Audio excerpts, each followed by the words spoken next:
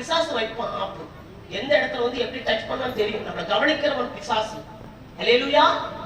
நம்மளை தூக்குகிறவன் பிசாசு. அவனுடைய கெச்சிக்கிற சிங்கம் போல யாரு விழுங்கலாமோ என்ற வகை தேடி பிசாசானவன் சுற்றி திரிந்து கொண்டிருக்கிறான். அவனுடைய கண்ணீரை நாம் மாட்டக்கூடாது, அவருடைய பிடியிலே நாம் மாட்டக்கூடாது. கர்த்தருடைய பிள்ளைகளாய் இருக்கிற நாம் பாதுகாப்புக்கு எல்லையிலே வந்து விட வேண்டும்.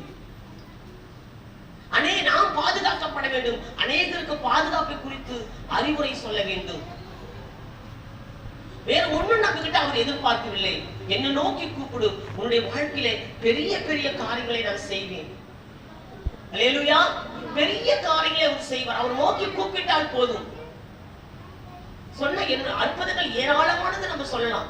ஒவ்வொரு தனிநபருடைய வாழ்க்கையிலும் நம்ம பிள்ளைங்க சர்ச்சில் இருக்கிற மக்களை கேட்டா கூட என்ன கேட்டாலும் எனக்கு கிடைக்குது. அல்லேலூயா.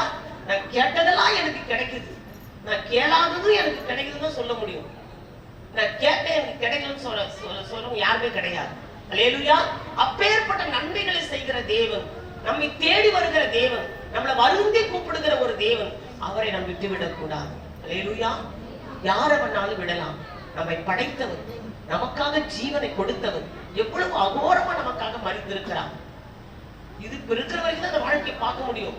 இதை விட்டு போற என்ன நமக்கு இருக்கு. எப்போனா போலாம், போனா எங்க போவன்ற உணர்வு நமக்கு இருக்க வேண்டும். உலகத்தை ஆதாயப்படுத்துற நீ உன் ஜீவனை நஷ்டப்படுத்தலாமா? நம் ஜீவனை நஷ்டப்படுத்த கூடாது.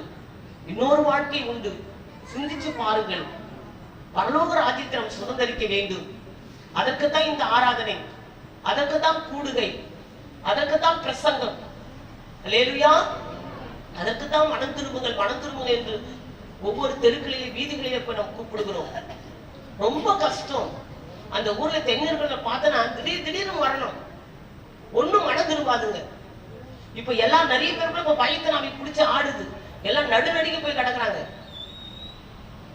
தோ வர நான் வந்தால இதுக்கப்புறம் வர. ஒரு பொண்ணு அப்படிதான் சொல்றான். கிறிஸ்துமஸ் கேரல் ரோடு போனேன்.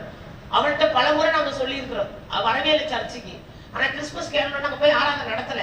கேரல் ரோடு முடிச்சுட்டு ஒரு 7:30 மணிக்கே நாங்க போறோம் தென்னிருப்பிடத்துல.